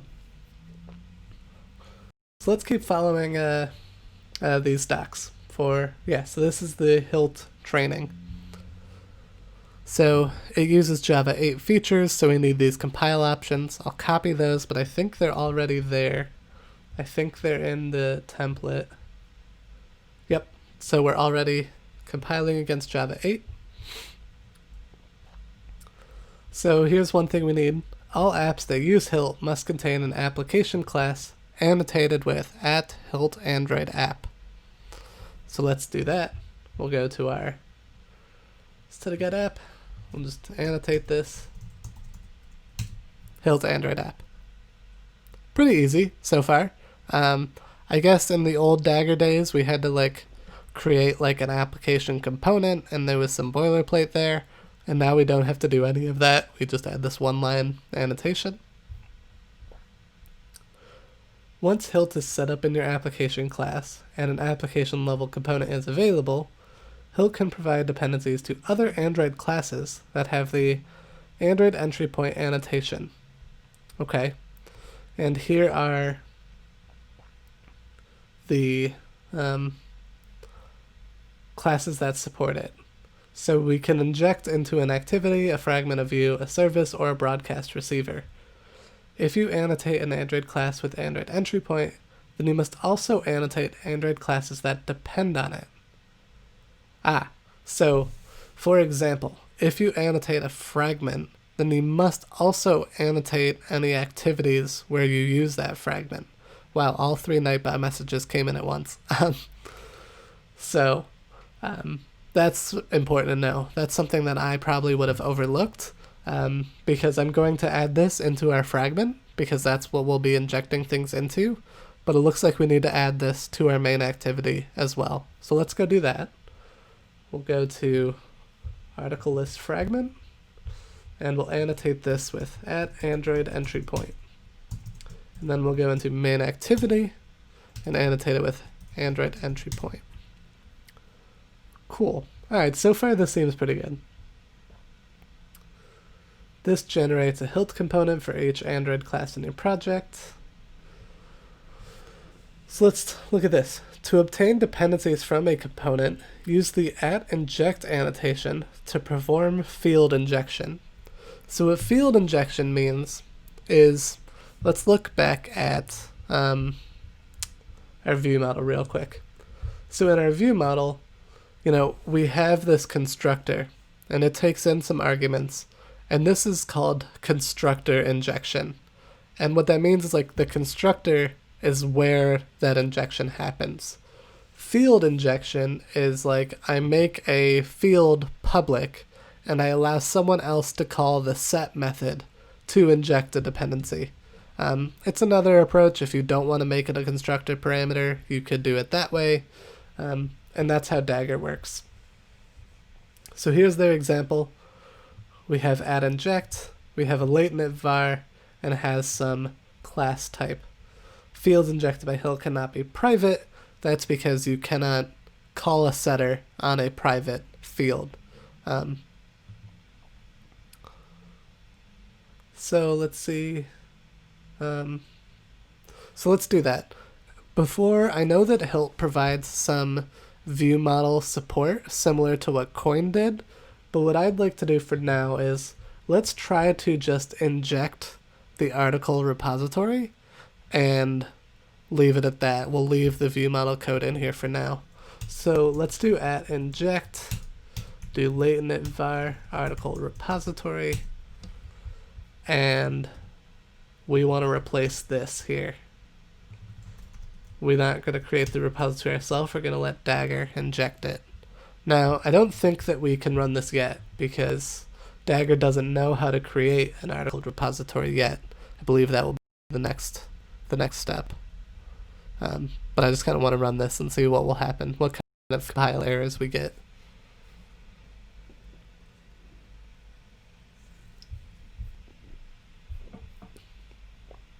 Okay, so we get a long thing. So article repository cannot be provided without an @provides annotated method. Not quite sure what that means. Let's keep going through the docs. But this was also to kind of show, this is the difference between Hilt and Koin that we just looked at. That like in Koin, we had this get method, and that was going to compile no matter what. And if it couldn't get the dependency, it was going to break at runtime. But now I know before I even build my app that my dependencies aren't set up right. So that's a trade-off you have to decide if it's worth it. Okay, so let's keep going in the doc. To perform field injection, Hilt needs to know how to provide instances of the necessary dependencies from the corresponding component. A binding contains the information necessary to provide instances of a type as a dependency. Thank you for the follow. One way to provide binding information to Hilt is constructor injection. Use the @inject annotation on the constructor of a class to tell Hilt how to provide instances of that class. Okay, so here we have an analytics adapter, and we have @inject constructor, and so that will tell Hilt how to provide the analytics adapter. So I think what that means for us is, I'm not 100% sure. I'm going to follow this step by step. So we'll go into our article service.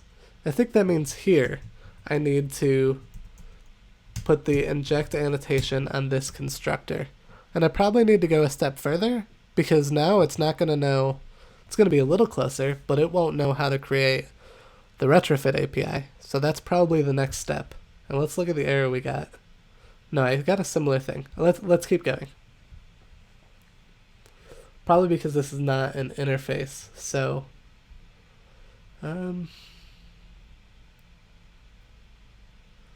here's an interesting note from the docs. At build time, Hilt generates Dagger components for Android classes.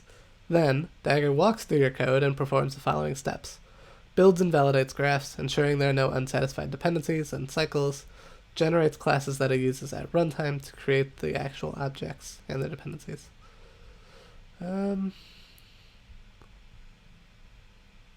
This is the section that I want.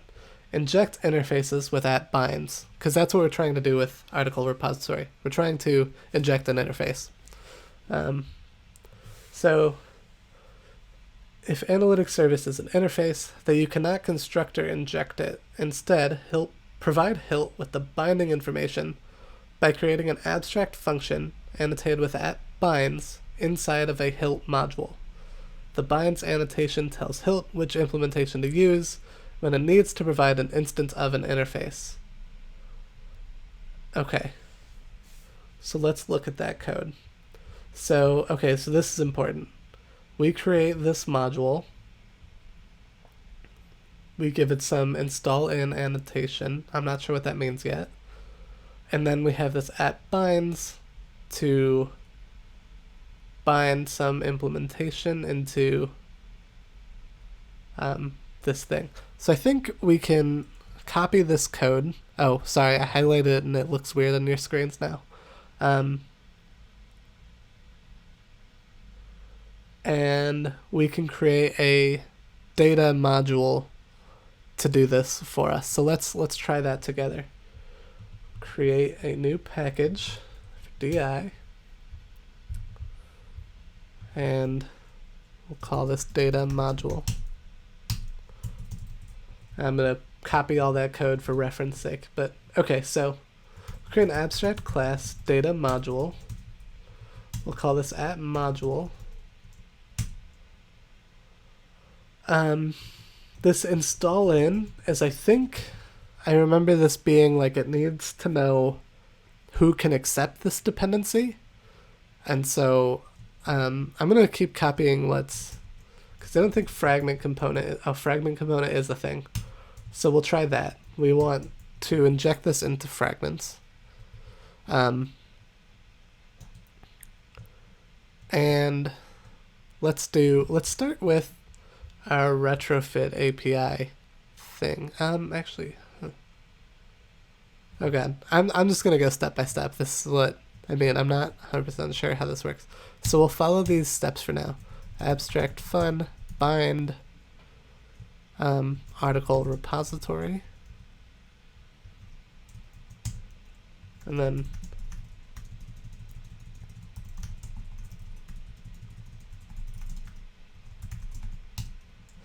then we give it the implementation in there, and this returns an article repository. Yeah, I think install in is related to scoping. And you can define scoping per component too, I believe. Okay, I don't think this is enough. Because I still can't put we got a different error, I think. Cool, so we got a different error. Now Dagger knows how to create an article repository, but it still doesn't know how to create the Retrofit API. And I'm not sure how we do that yet. I wonder if that will be in the next section, which I think it is, what this app provides. Okay, so we got through that first step. We created a data module. We used the binds annotation to bind an Android Essence article service to the repository. Now let's talk about this. Yep, this is exactly what I need.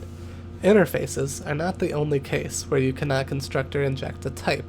Constructor injection is also not possible if you don't own the class because it comes from an external library, classes like Retrofit, OKHTTP client, or Room databases, or if instances must be created with the builder pattern, and that's what we see with Retrofit actually. So if you don't own it, you can tell Hilt how to provide instances of this type by creating a function inside a Hilt module and annotating with @provides. The annotation function supplies the following information. Return type tells the instance, the parameters tell Hilt the dependencies of this type, the function body tells Hilt how to provide an instance of the type. Hilt executes the function body every time it needs to provide an instance of that type, so that's good to know. So let's copy this code, Android developer's favorite thing, go into our data module. We'll put that in comment, and we'll do basically a similar thing. So we'll say provide Android Essence Retrofit API that has no dependencies. And we will return the get default API method. And we just annotate this with @provides. I think that's all we need to do the base part here. So now we might be good for step number 1. Let's nope. Interesting. A module may not contain both non-static and abstract binding methods. Okay.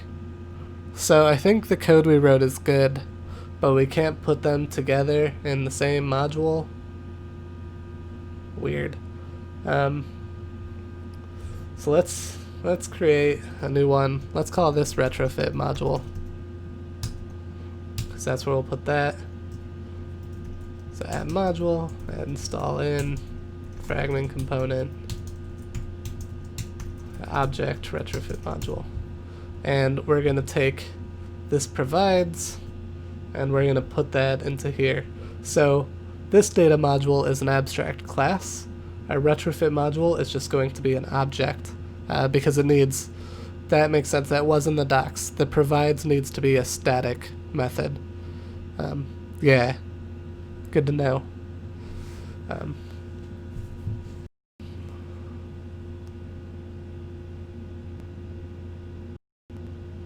Alright, the build got a little further than last time.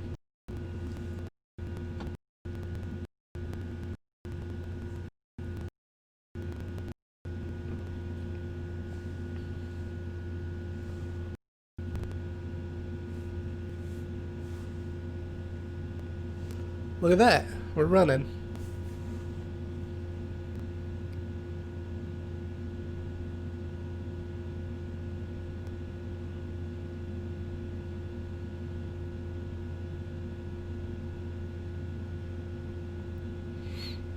I love this loading animation. I'm so glad I found that. It makes this project look so cool. Soon I want to just spend, I've been having fun doing some technical Android dives, but I want to spend some time just like doing some design work, making this look even flashier. And then once it does that, maybe we can do our publishing stream. But this works. Alright, so I take back a tiny amount of what I said, in that, and maybe it's because, and this is true for a lot of technology I've worked with in my career, is I have to look at things several times before I get them. So that was probably the smoothest experience I've had in setting up Dagger. For someone who was trash talking it on Twitter just 2 days ago. It was still a couple hiccups along the way, but I'm glad we got it working. So I think I want to keep looking at it a little more. I want to look at its support for view models, so I can get rid of that view model factory that I already have. But, you know, what are any questions, thoughts, concerns? Cybershark, you've been hanging out since the beginning. Without looking at the view model stuff, do you have like a one of these that stood out to you that you really like, and why?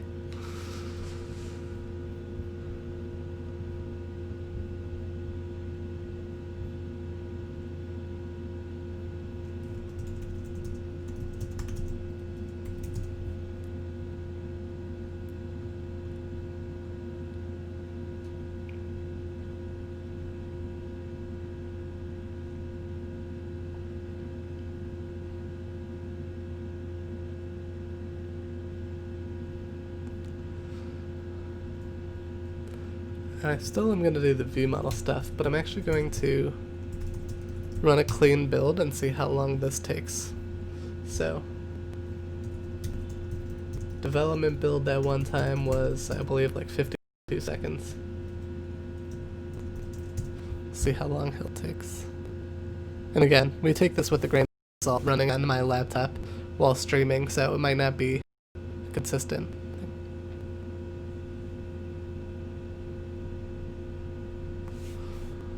Oh, so, and you're saying a big module I could have used provides the binds. there's definitely things about compile time support. Um, oh man, I can see in Twitch Prime or in the Twitch Studio that this video seems to lag a little bit. There's definitely something to say about the compile time support. For me, it's always been just like a black box, and these annotations are really confusing. I don't really understand what they're doing. And I guess now, walking through it in slower steps, and having to like read the documentation out loud to all of you has helped me understand it better than I ever have. So I do feel less harsh than I used to. But I don't know, I'm still kind of liking the syntax and feelings of Koin, but now I got a little more to think about. Interesting. So I didn't get far enough into Mitch's series to learn about provides from those. I really just watched like the setup and like the field injection stuff. So you can already see that we're over 2 minutes. So this does have a build time hit to the code base. Yeah, 2 minutes and 13 seconds. So even for our, 2 dependencies here for the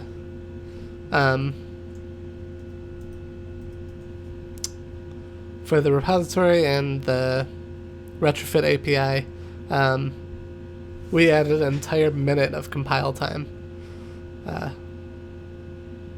So that's what the actual, in that Twitter thread I showed earlier, the official Koin Twitter account jumped in, and they talked about how Dagger's not always scalable because compile time will get worse as you go. But Koin doesn't have that problem. So it's hard to say, like, there's no right answer, right? If Sam is still in here, he will tell you it depends. That's his favorite thing to say. And, like, you have to decide what is most important to you. But I hope that what I hoped, and I didn't say this in the beginning, what I hope that this stream accomplishes is by looking at all of them in one sitting, and sorry that it was a long sitting, but by looking at them all together and seeing them side by side, you can see the nuances between them yourselves, you can decide what's most important to you and your team, and you can make a strong, educated decision about which dependency injection approach you want to use in your project. And as long as you're able to make that clear, educated decision, you can be comfortable and happy with what you choose. But I would never say, strictly because it's Google's recommendation. Obviously that carries a lot of weight, but that should not be the only reason you use something, or because like a certain GDE told you should use it, as I am one of those. Like I don't want people to just take my word for it and use the tools I like. I want them to understand why I like these tools, but allow them to have the information to make their decision about what they should use. So I hope that you learned that. I will let the few people in chat, I've seen the viewership go down, so we have, what we haven't looked at with Hilt is we haven't looked at how it integrates with Jetpack to replace the view model factory in the same way that we did with like Koin, for example. But I have also been streaming for 2 hours, and so I'll leave it up to you. If the handful of people who are still here would like to see that, I'll stick around and go through it. If you feel burnt out and you want to sit with what we've done, I'm happy to call it a day. So let me know what you think. I'd love to get, yeah. Let me know what you thought of this stream. I hope that it worked out. I will try to coordinate those videos soon. I'd love to get this up onto YouTube, give more people a chance to see the solution side by side. I also think it's fun to do in real time and show you like the build errors along the way and see like the real development process, because in a lot of Android content you don't see that. You see the end result of like we went through all the hard work to make it work, and then we publish it in a blog post and we make it sound like it's super easy when it's not.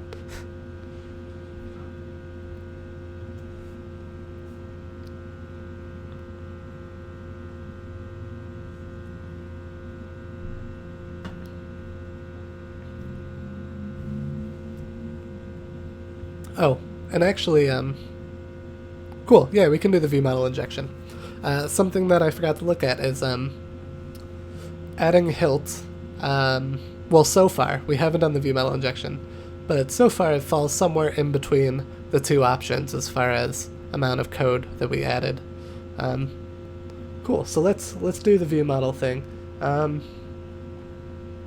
So there's a documentation in here for Hilt and Jetpack integrations. Whoops. And sorry, I'm just checking. Okay, no slide to questions.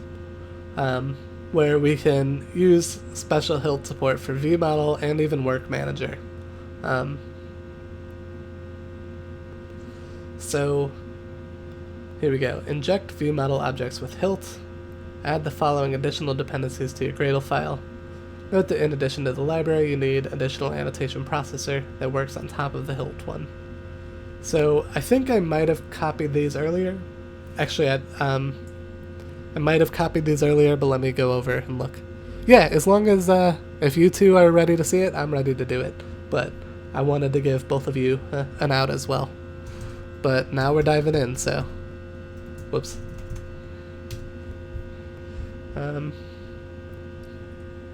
Okay, now these are slightly different Hilt dependencies. Add these. Need to update those versions. A side plug, I think I've mentioned it on an earlier stream, a tool I love called Danger, which is like a tool that you can use in GitHub that will run like some of the tedious PR tasks on GitHub for you, so it can check like, does the PR have a description? Does it have labels? Does it have, like, does the branch name match a certain convention? But one cool Gradle plugin that I always use is this Gradle versions plugin that checks for any dependencies that are out of date.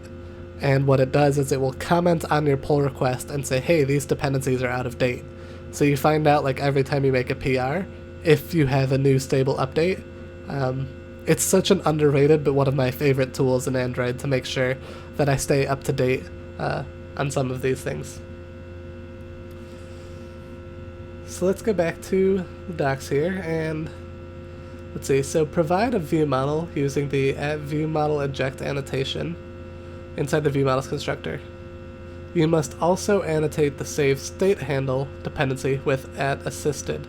So it's my understanding when I looked at this in another project that the saved state handle is not absolutely required. It's useful if you have a dependency that is like a viewModel dependency that's not like going to be part of your dependency graph. So an example is like, let's say you have a profile viewModel to view like a user's profile page, and you could deep link to this and you have a fragment argument that is the profile's user ID. That's not something you're going to put in any of your Dagger modules. That user ID needs to be passed in like from that fragment, and that's what this saved state handle would be used for. Yo, Tristan, the first sub, the mad lad. I didn't think you were going to do that. So I don't think we'll need save state handle for this project. But okay, yeah, I'll hydrate for that. That's fair.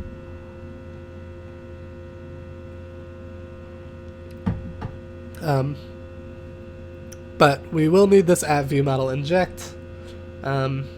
We have to make sure then an activity or a fragment that is annotated with Android entry point can get the viewModel instance using viewModel provider or the by viewModel's KTX extensions. Yo, Mocker with the Twitch Prime. Y'all don't really need to do this. I'm excited that I'm now like an affiliate and I can earn money, but I really just did it for the channel points, or the key stores, as you saw. But please, if you are interested in subbing to streamers, there are so many better streamers out there who could actually use your support.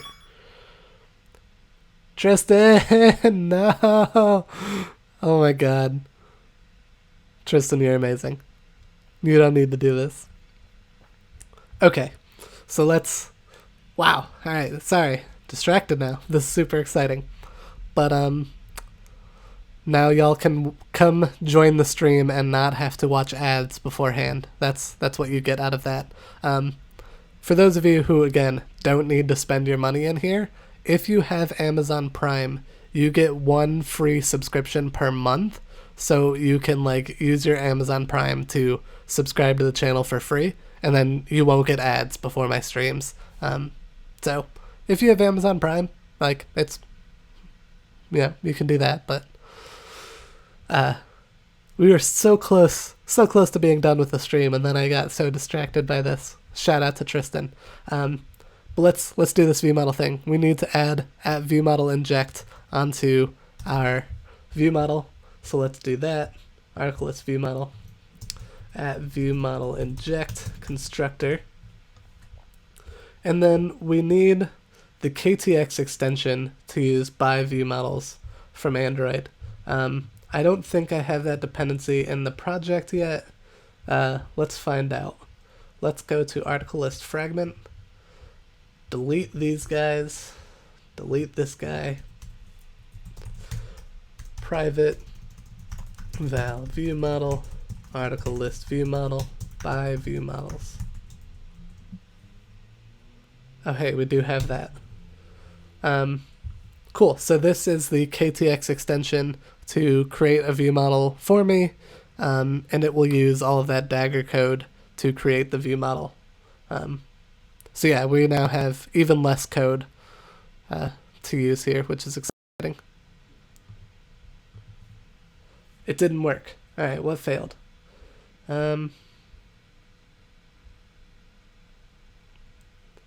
What do you mean? Article repository cannot be provided without an app provides annotation. This is fun. Interesting. So let's go back to our data module here. I wonder why this didn't work. I wonder if I need the... I wonder if I need to change this to also be provides instead of binds. Is that what this means? Does someone who's watching who knows Dagger, can they explain that that's what this means? Because I thought we resolved this problem already. But maybe I should try that provides first. Let's do that. Let's see if we can make something else work here, because I don't actually know. We're just gonna go into the same retrofit module, even though that's not what we should call it. Provide article repository.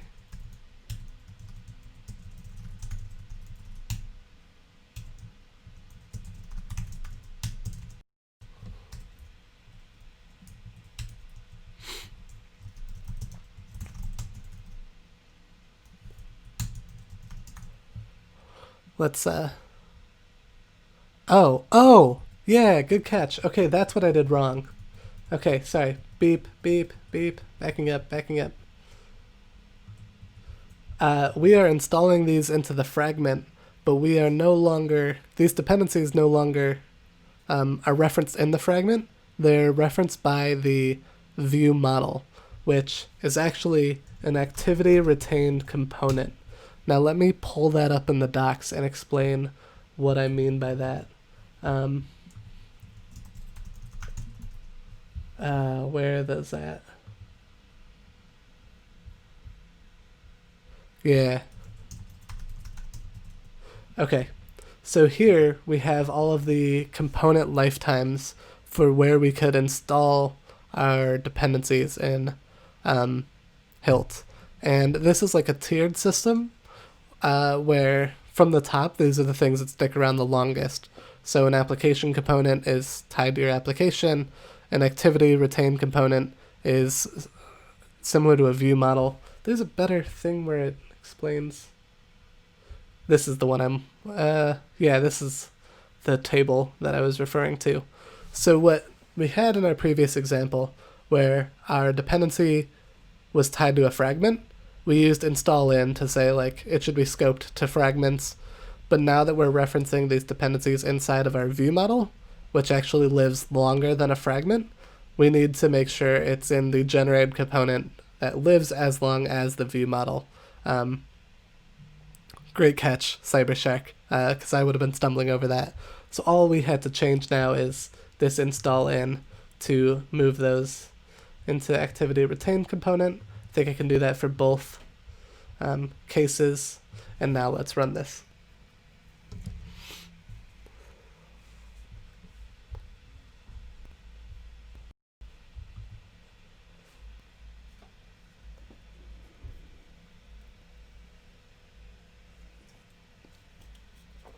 All right, no more caffeinating.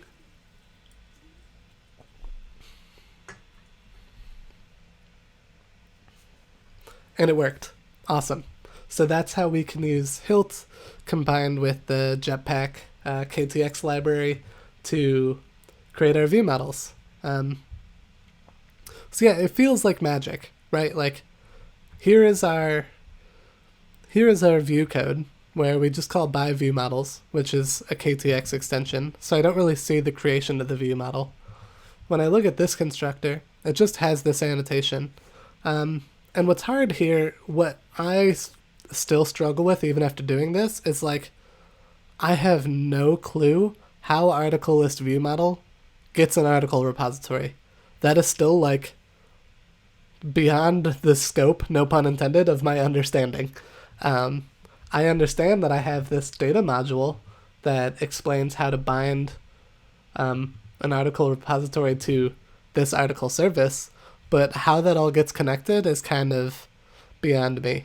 And I guess that's what Dagger is trying to do, right? It's trying to give me the support of swapping out dependencies and taking away the legwork from me. So the DIY approach that we saw in the beginning, it was a lot more code, it was a lot more work, but it came with the benefit of us having full control over everything. And then we looked at Koin, and we realized, well, we don't have control over anything. It's still kind of a black box, but it's a little more readable, but we had the runtime downfall of potential user errors. And then we looked at Dagger, and we got the compile time. We got the compile time support, but it came at the expense of all these annotations and confusing stuff. Adding Hilt Jetpack integration 4. Yeah, actually, that's a good point. I rarely look at any generated code. I actually don't remember where it lives, but I think it's actually this. I think it's this study guide hilt components.java. No, that's not what I'm looking for.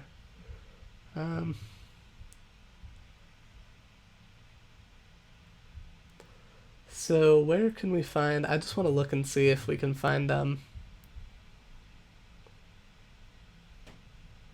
anything interesting here. Yeah, so we can see some generated code right here where it creates the provider for the article service. I don't know enough about it. Maybe someone could do a deep dive into the generated code and like demystify Dagger. I'm not doing that after I've been coding for 2 hours. I'm happy to continue to stay on, chat, answer questions, discuss these 3 different options. I actually thought about doing, let's do this real quick. Sorry, I'm typing something up off screen and I'm going to share it in a second.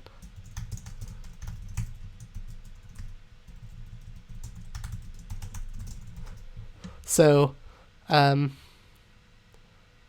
for those of you who are, can I share it? So for those of you who are still here, and you want to fill this out, here's a quick little Slido poll I set up where you can let me know which of the 3 options we looked at is your favorite. Depending on how many votes we get, maybe we'll pick one today, maybe I'll sit on it for a minute, because whatever we decide is going to impact the rest of this project. There's not really a way to move forward with all of these approaches. So I might want to sit on it, but I'll also see what you think, whatever the community wants to see moving forward. It would be really funny if I decide to move forward with Hilt after that lightly viral tweet from 2 days ago. The only other thing that I didn't look at that we're going to add is the Apk Size. So we saw that Hilt took longer to build, but what's the APK look like? Interesting. So the Hilt APK was smaller than the Koin APK. That feels wrong. I feel like I need to triple check that.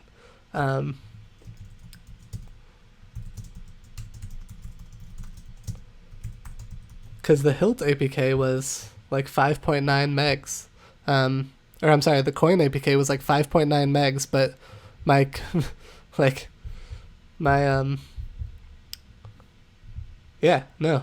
outputs APK debug app debug, it's 5.1. I'm surprised that is the case. Let's triple check and make sure I'm not crazy. We're gonna change branches. Sorry, you can't see this, it's behind my photo. We'll debug from here. I might need a clean build.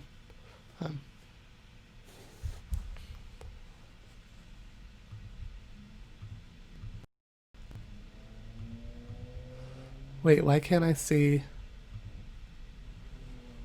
Ooh, we got a 50-50 split on do-it-yourself versus Dagger Hilt.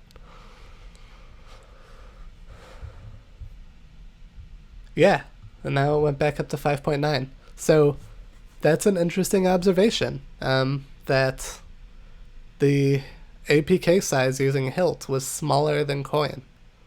I'm still going to want to triple check that with someone else, because I feel like that shocked me. But maybe there's something about the generated code from Hilt just being at compile time and not stuff that like ships with your app.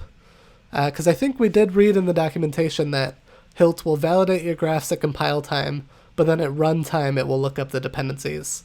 So maybe that's an optimization that Dagger makes, which would be interesting. And yeah, I'm going to go back to, now that we have added an additional thing onto the Hilt one, I'm also just going to double check how that build time one more time. Still see if it's around 2 minutes. Cool. I'm glad we got through it. That was a very exciting stream, and it was a long one, but I appreciate those of you who have stuck around since the beginning so much. Thank you, Cybershark, Ains, Mocker, Tristan for coming in and blowing things up.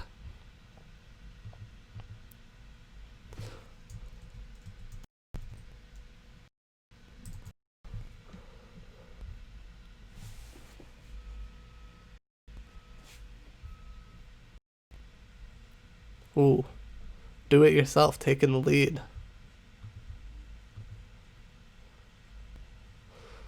Alright, so it sounds like we might, well, no one voted for Koin, even though at the time, after we looked at the first two, everyone said Koin. And now that we've looked at the other, it's like fallen to the bottom.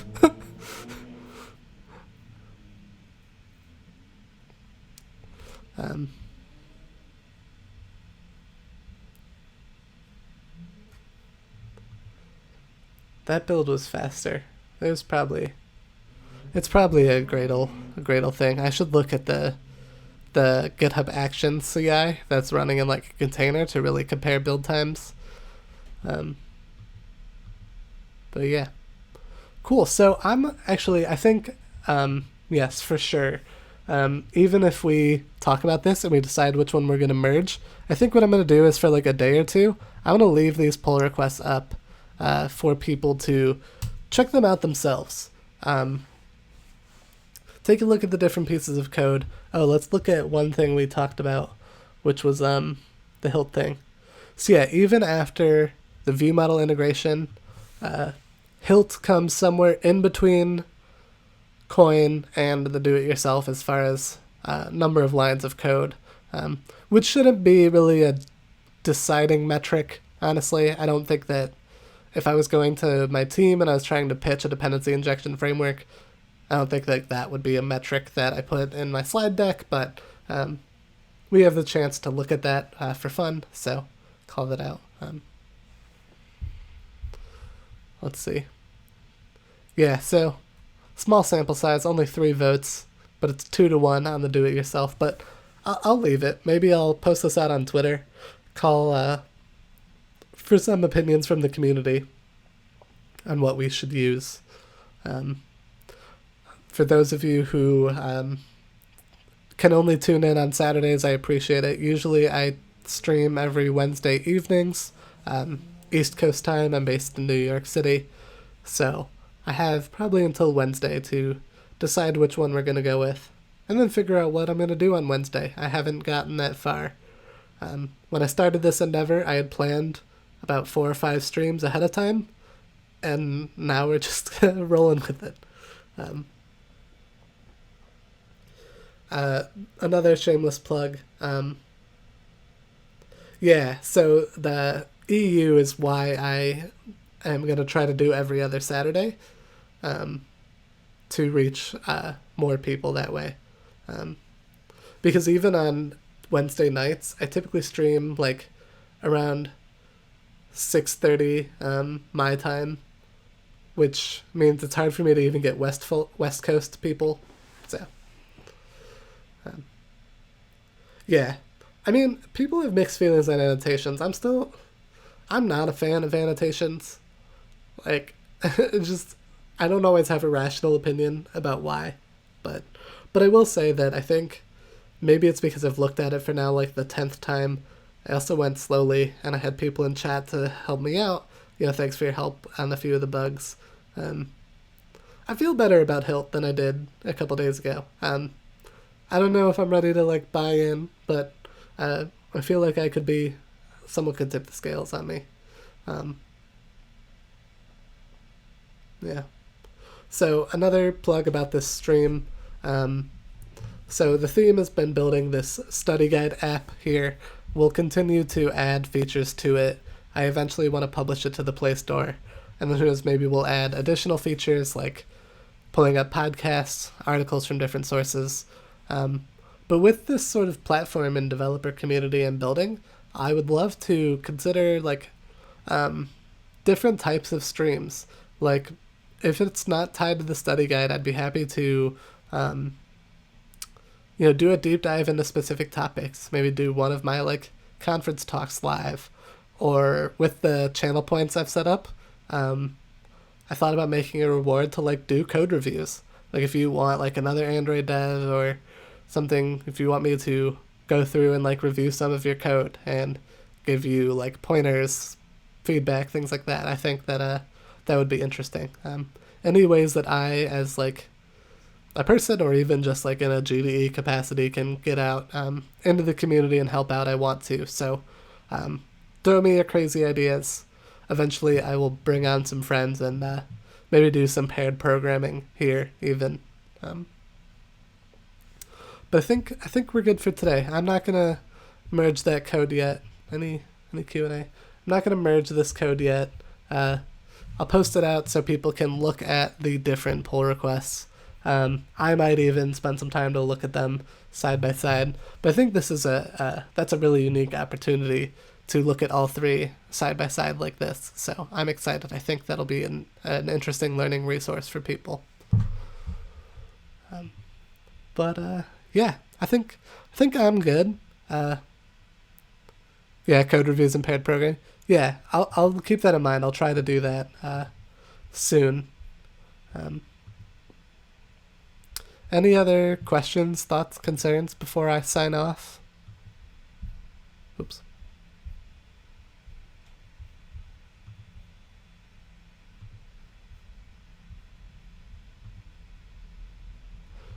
maybe on Wednesday I'll set up that danger tool that I was talking about.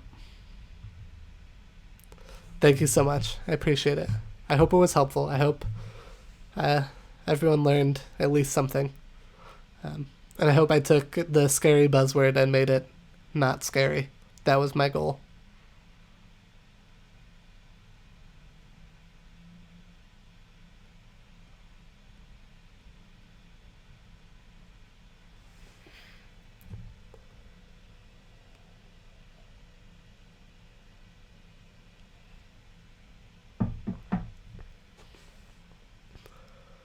Thank you so much. I will follow up right after this and dump all of the resources into the README for everyone.